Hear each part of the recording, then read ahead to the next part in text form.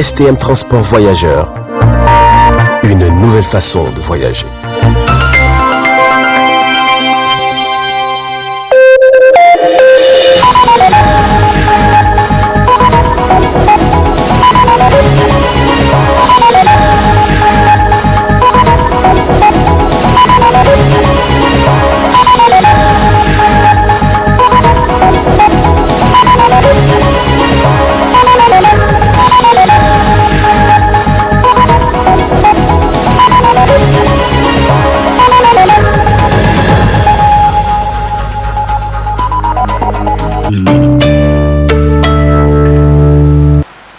Bonsoir à toutes et à tous. Nous nous excusons d'abord pour ce retard indépendamment de notre volonté. Mesdames et messieurs, bienvenue à cette édition d'information. Le PNDS Tareya a organisé un géant meeting ce matin dans la région de Maradi. C'était en présence des milliers de militants, sympathisants et alliés du Parti Rose. Le compte rendu avec nos envoyés spéciaux Maman Sani et Kantama Ibrahim.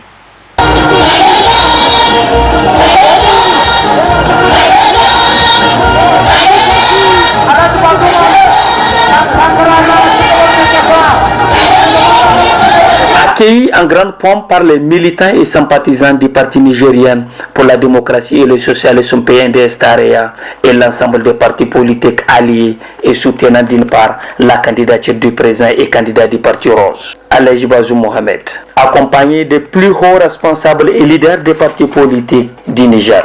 Dans un stade régional plein à craquer, ces derniers ont répondu présents afin d'exprimer leur sentiment de joie et de satisfaction aux idéaux du Parti Rose. Le PNDS Tareya. Prenant la parole tour à tour, les leaders politiques de la région de Maradi ont profité de l'occasion pour rappeler à leurs militants présents pour la circonstance les raisons du choix du programme de la Renaissance Acte 3.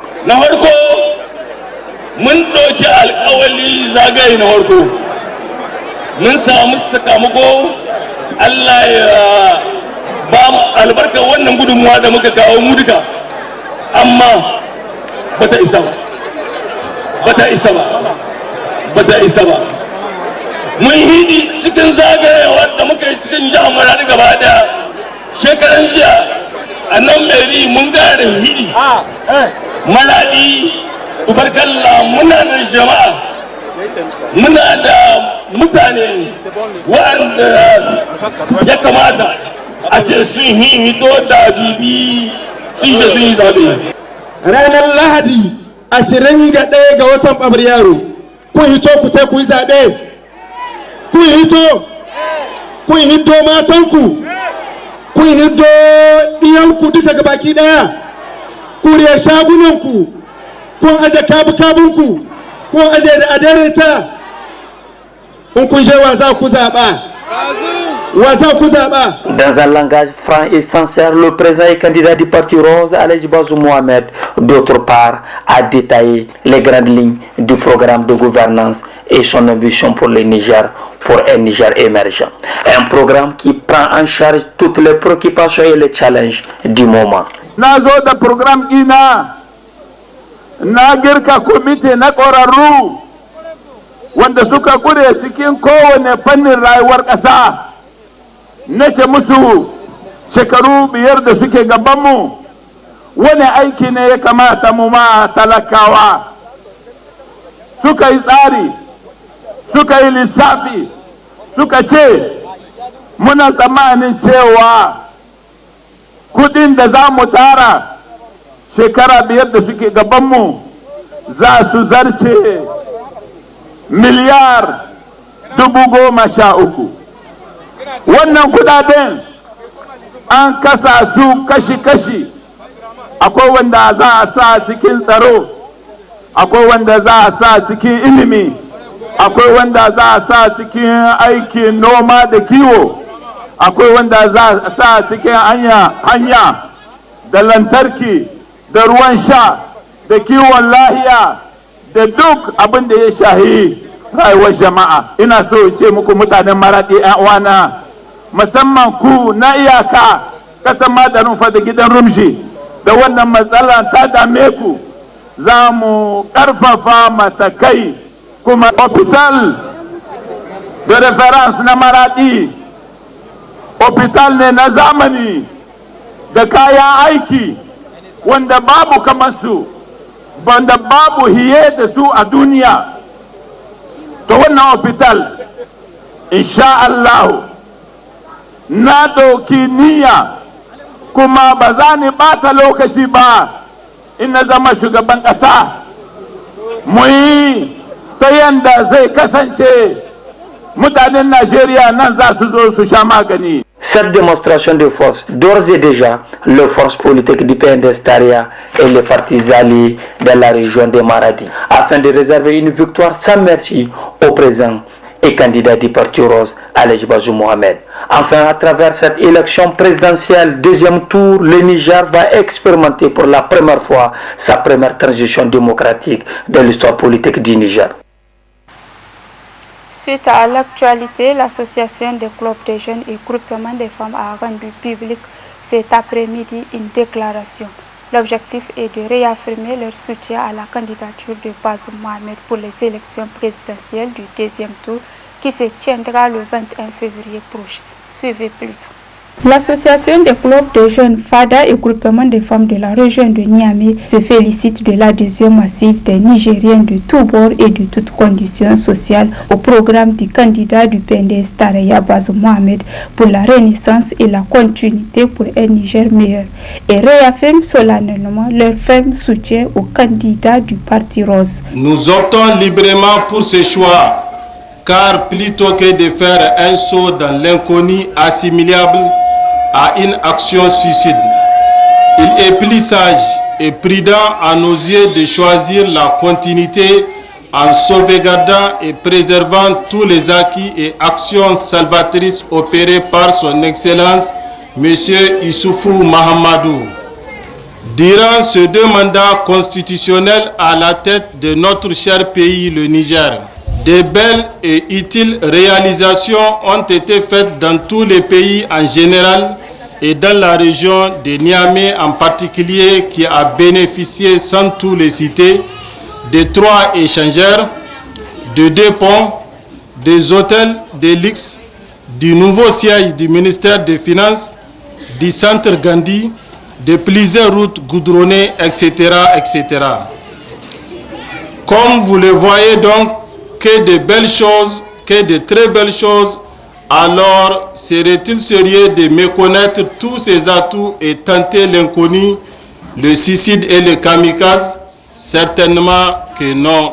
C'est pour toutes ces belles raisons que notre grande association décide de sortir au grand jour aujourd'hui pour crier et fort son soutien sincère au président Bazoum Mohamed afin de consolider les acquis et avancer. Présent pour la circonstance, Bakanda est revenu sur certaines réalisations faites par le gouvernement en place avant de revenir sur la personnalité de Bazoum Mohamed, tout en lançant un vibrant appel à tous les militants de la jeunesse, particulièrement à se mobiliser le 21 février prochain. Inch'Allah, le 21 février, on va faire voter. Parce que kuwa banza kan bore wogote on kuna 10 ans borkul gbe kan Mamadou Issoufou an labo hansi borkul no gbe wato irsin gudron yang so matkan nongo kul nyame kul gudron no wato irsin gudron bakena borkul gbe donc bore yang go kuwa il faut ay kunni singite inshallah da irko ba ay kunno isingite le 21 février, Inch'Allah. Enfin, il faut noter que l'association des clubs des jeunes FADA et groupement des femmes de la région de Niamey s'est dit satisfaite du soutien ferme de ce jeune militant pour ses efforts sans faille. C'est pourquoi la dite association a saisi l'occasion pour remettre un cadeau à ce jeune militant. Dans cette édition, cérémonie ce matin de lancement des activités de la 2e édition de la journée de l'étudiant de l'École supérieure des télécommunications EST, placée sous le haut patronage du ministère des Postes, de télécommunications et de l'économie numérique Mohamed Bachar. Détail dans ce reportage de Zainabou Gagara sur les images de Abdelmoumouni Abdou. Créé le 14 décembre 2011 dans le cadre du programme des autorités de la 7e République, L'école supérieure de télécommunications a vu le jour dans le but de former les jeunes porteurs de projets dans le domaine de télécommunications et de technologie de l'information. Pour cette deuxième édition de la journée de l'étudiant de l'EST, la thématique porte sur l'entrepreneuriat des jeunes dans le numérique. L'entrepreneuriat désigne l'action d'entreprendre, de mener à bien ses projets. Généralement, la source d'inspiration des entrepreneurs est la passion. Comme l'a bien affirmé Vauvenargues, un homme sans passion est un roi sans sujet. En effet, la passion, un meilleur moteur d'inscription et de motivation. Avant de s'engager, un entrepreneur doit savoir pourquoi il s'est lancé dans ce projet. Aussi, il est extrêmement important qu'il soit motivé et connaisseur de l'activité qu'il entreprend. Pour un jeune diplômé ou un étudiant, mener un projet entrepreneurial peut se révéler être un véritable parcours de combattant. Du moins, c'est ce que pensent la plupart des gens. Or, la création d'une entreprise ne se repose guère sur l'âge ni l'expérience acquise au cours des années de travail. Oser entreprendre, c'est oser relever un véritable courage. Telle est en somme la base d'une aventure entrepreneuriale réussie. Prenant la parole à son tour, le directeur général de l'école supérieure de télécommunications est revenu sur les différentes formations qu'offre cette école. De par la loi, l'école supérieure de télécommunications a principalement 4 pôles de compétences. Un pôle de compétences pour la formation initiale et continue, un pôle de compétences pour la recherche scientifique et technique, un pôle de compétences pour les missions d'études, de conseil et d'audit, et enfin un pôle de compétences pour le développement des relations partenariales. Monsieur le ministre de la Communication, monsieur le directeur de cabinet, mesdames et messieurs, de sa création à nos jours, l'école supérieure de télécommunications a connu plusieurs réalisations grâce à la détermination de son équipe dirigeante, à l'abnégation au travail de son corps professoral et à l'assiduité de ses étudiants aux enseignements, ainsi qu'au soutien constant de votre département ministériel. À cette occasion, le ministre de la Communication, ancien directeur de l'école, a été honoré par les étudiants de l'EST. De la même façon, donc vraiment, vous avez collaboré. Je parle là des étudiants. Je vous invite à la même collaboration avec le nouveau DG qui vraiment, je n'ai aucun doute, va pérenniser tout ce qu'on a initié ensemble. Je dis bien ensemble parce que vous êtes partie prenante de toute cette transformation qu'on a eu à faire au sein de cet établissement. Vraiment, je vous invite à l'accompagner pour qu'il puisse vous aider justement à pouvoir entreprendre comme vous l'avez bien choisi, comme préoccupation du comment entreprendre. Vous avez tout ce qu'il vous faut et je n'ai aucun doute sur la personne du nouveau DG pour vous accompagner. Peut-être je vais le rappeler. En fait, c'est le père fondateur de l'école. Parce que les textes, la loi qui a créé l'école là, il avait élaboré le statut. C'est à son actif. Et je crois qu'il connaît mieux que quiconque. C'est que c'est l'EST. Nous n'avons fait qu'exploiter en fait ce qu'ils avaient développé. Notons que ces jeunes porteurs de projets de l'école supérieure de télécommunications sont bien formés, car l'entrepreneuriat des jeunes est bien possible et la jeunesse est plus que motivée à être autonome. Les participants ont à la fin eu une visite guidée de la dite école.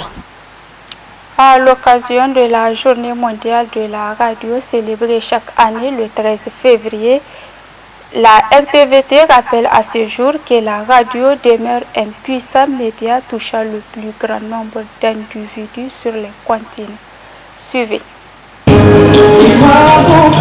Avec ses 110 ans d'expérience, la radio continue d'être le moyen d'information ayant la plus grande pénétration. Cette année, la journée mondiale de la radio a pour thème Nouveau monde, nouvelle radio. Ce thème rappelle combien ce médium s'inscrit dans l'histoire de l'humanité en suivant les différentes évolutions de notre société et en adaptant ses services.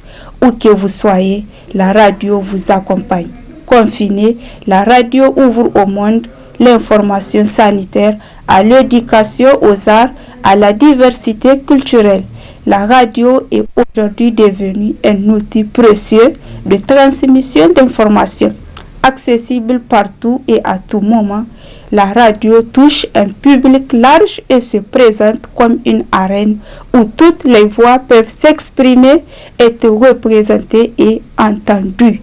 Au Niger, où l'élection présidentielle deuxième tour est prévue le 21 février prochain, la journée mondiale de la radio rime avec la couverture de la campagne électorale. Dans le cadre de prévenir la paix au Niger, les appels au calme tout en bannissant sur les antennes les appels à la haine, les propos violents et ceux qui sortent du jeu démocratique pour une élection apaisée.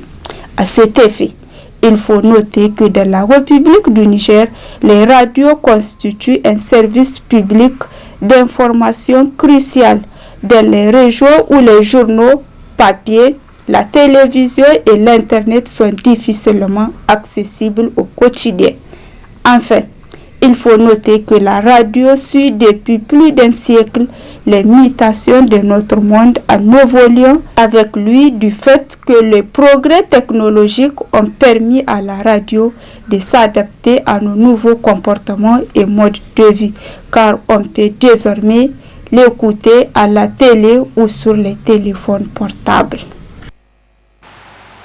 Place à présent à la revue de presse hebdomadaire. Comme chaque semaine, Ralia Sami a parcouru pour nous les journaux paris au cours de la semaine. Très bonne réception et bon week-end à tous. Processus électoral, la société civile dénonce les antivaleurs et appelle à un sursaut patriotique, a écrit dans ses titres le quotidien La Nation. Le mercredi 10 février 2021, plusieurs organisations de la société civile regroupées au sein d'un collectif dénommé Convergence citoyenne pour la démocratie et la République ont rendu publique une déclaration. Nous apprend dans sa parution La Nation. Celle-ci se veut, selon le journal, un rappel à l'ordre au regard des dérapages enregistrés au cours de ce processus électoral. Le confrère nous rapporte que les signataires de la déclaration du 10 février ont félicité le peuple nigérien pour sa mobilisation sans précédent lors du scrutin présidentiel premier tour du 27 décembre 2020. Ces félicitations sont allées également en direction du président de la République Issoufou Mahamadou pour le respect de sa parole donnée et son engagement à organiser des élections libres, inclusives, transparentes et démocratiques, permettant ainsi au Niger de tourner la page des instabilités politiques cycliques, et à la Commission électorale nationale indépendante CENI pour son travail titanesque et l'encourage à poursuivre dans le même élan. Aux forces de défense et de sécurité, la Convergence citoyenne pour la démocratie et la République apporte son soutien indéfectible dans leur mission de sécurisation des populations en général et du processus électoral en cours, malgré un contexte sécuritaire sous-régional très difficile. À l'endroit de la prétendue élite intellectuelle, allusion faite aux auteurs de la publication intitulée Appel à un sursaut patriotique, les signataires de la déclaration du 10 février 2021 les invitent à se ressaisir et prendre position sur les véritables préoccupations du peuple en lieu et place d'un combat politique sournois. Aussi, le journal rapporte que la Convergence citoyenne pour la démocratie et la République dénonce-t-elle le discours lâche et irresponsable de certains leaders politiques qui pourtant concourent à l'expression du suffrage en exécution de leur plan initial qui consiste à la préparation de l'opinion pour une contestation des résultats des élections malgré leur participation à tous les échelons de l'organisation. Afin de préserver durablement la quiétude sociale, la Convergence citoyenne pour la démocratie et la République appelle les Nigériens dans leur ensemble de se départir de tout comportement non républicain et de tourner le dos à tout leader qui prône des contre-valeurs républicaines. Et puis, À la une de la roue de l'histoire, campagne électorale pour le deuxième tour, Mahaman Ousmane et Hama Amadou, les deux losers, s'exclame en gros le journal à sa une. Après le premier tour de l'élection présidentielle du 27 décembre 2020, les deux candidats arrivés au second tour sillonnent le pays dans le cadre de la campagne électorale pour le second tour du 21 février 2021.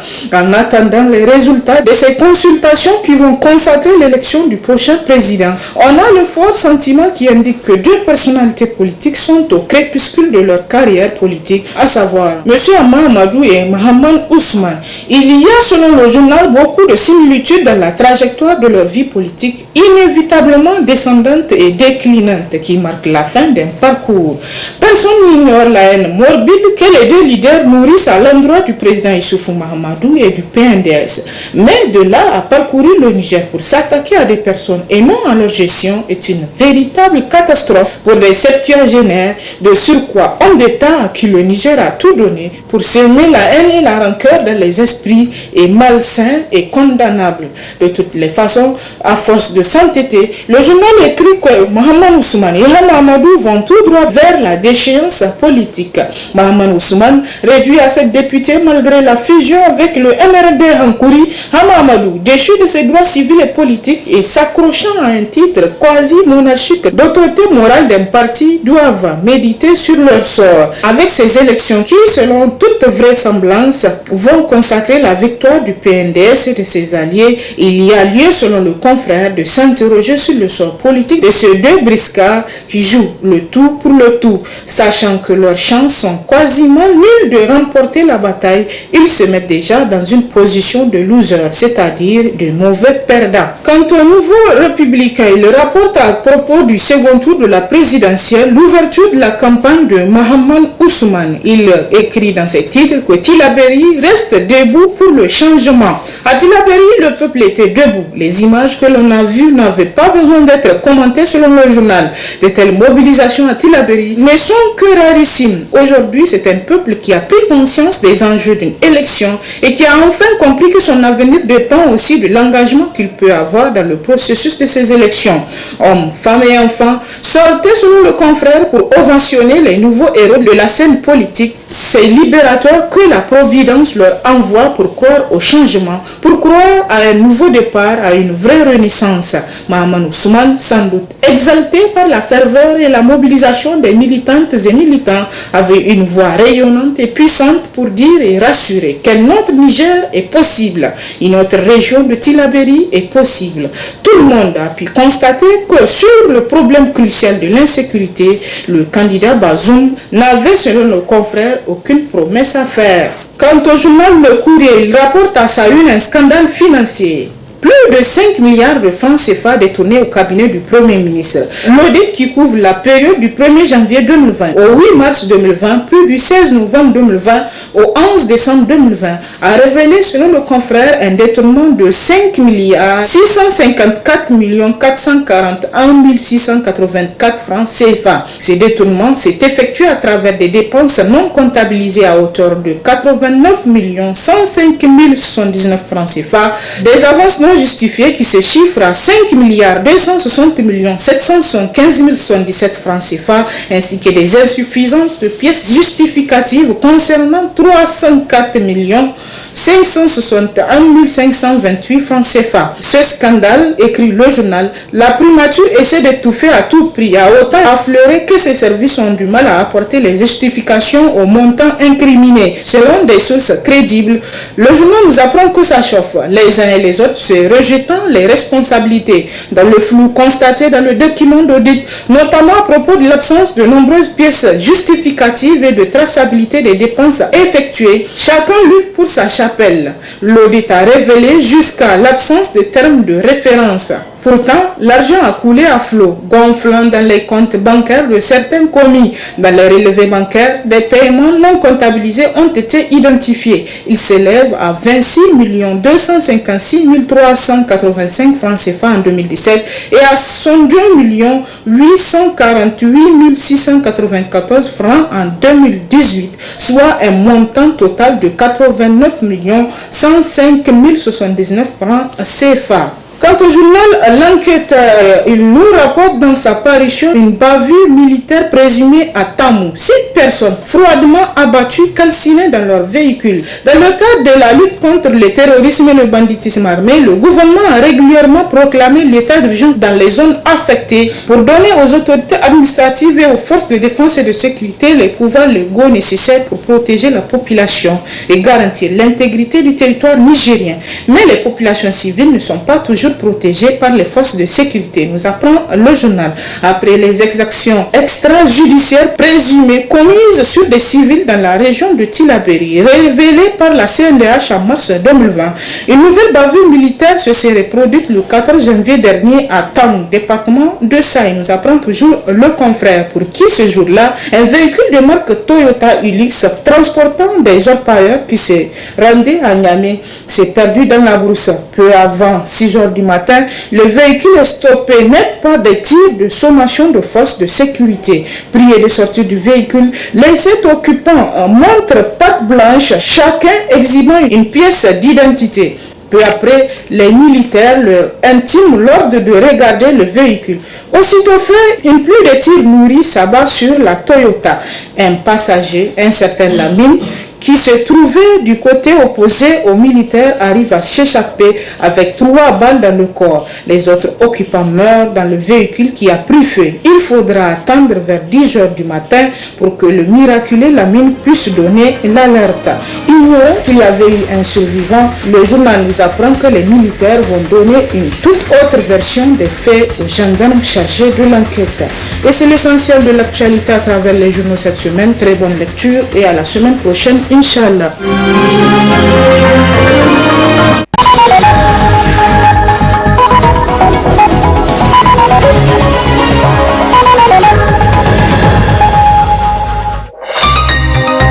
Ce journal vous a été présenté par STM Transport Voyageurs. Une nouvelle façon de voyager.